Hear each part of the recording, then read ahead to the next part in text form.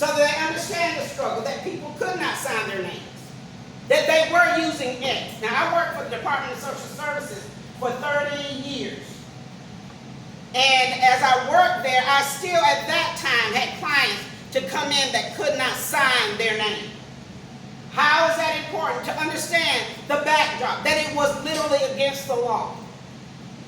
We understand that many schools began to start. One of the Reverend Thackeray helped Mr. Delaney in actually this mind-boggling experience of going to school. And he chose St. Augustine's College in Raleigh, founded in 1867. The Delaney sisters have a book about their life story. One was 102 and the other 104.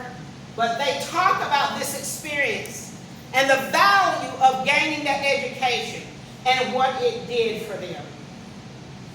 Today, we understand that we take what we have and we make it work. So now as I switch forward, we think about the civil rights movement, how it came to be and how important the music was during that particular era. When now they're using words that are not against the law, they're not going to be punished for. And so they take these same songs. Now, we just shared, I'm on my way. I'm on my way To Canaan land. to Canaan land. So now during the movement in Raleigh, all over the place, particularly in North Carolina, remember all of these songs are being transmitted orally, and they're all coming from the South. The enslaved was talking about Canaan, this visual concept of visualizing freedom in their head, understanding what that was to communicate as this community of the enslaved were being developed. They were literally talking about physically moving out of an area, going north, going to Canada, or through the portals of death. Now during the movement, they're taking these same songs. I'm on my way. I'm on my way To freedom land. to freedom land. I'm on my way. I'm on my way To freedom land. to freedom land. I'm on my way. I'm on my way To freedom land. to freedom land. I'm on my way. I'm on my way To freedom land.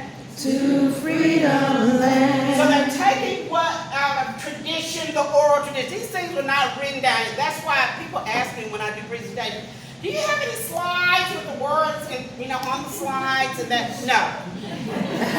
No.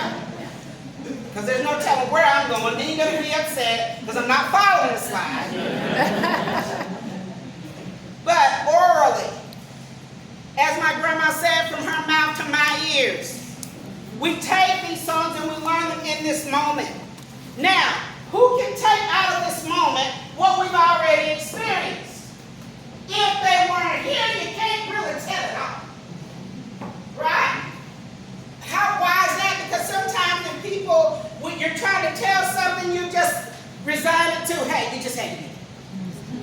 You just had to be there. Community is built that way, and music has the powerful influence of developing community. It has a way of coming into a space and making that space so interactive that it impacts every person's life that's in the room. I teach at Duke University and at Wake Tech. Music is being played while the students are coming in. I don't know what they've gone through. I didn't stay with them the night before. I don't have a clue.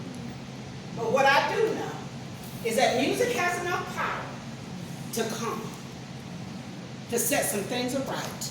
How do I know? As my sister said back here, psychotherapy, you in the mental, we understand that because psychologists have done that. But I also know, why do you think they play all this calming music while you're shopping? Let me tell you, this stuff is real. Sometimes I just don't even go because I just get in there and get dazed and mesmerized, thinking I'm looking on the sale rack, and then come out there with something that I didn't need to be buying. because I got relaxed. Music does not ask your permission. If you're sad and hear a happy song, you literally change. If you're happy and you hear a sad song, you'll start sometimes even to cry because it stirs memory. So this music being passed on orally had that kind of power. Spirituals are those kinds of songs. Simple words, songs, stories passed by word of mouth. They're folk songs in terms of my educational background. They're considered African American folk songs. But these songs are melodies, and repetitiveness is a major part. That is so important. We rush through information. My students, I talk to them about that all the time. I've got a deadline. I got to cover my syllabus. I got to cover this. I got all this stuff.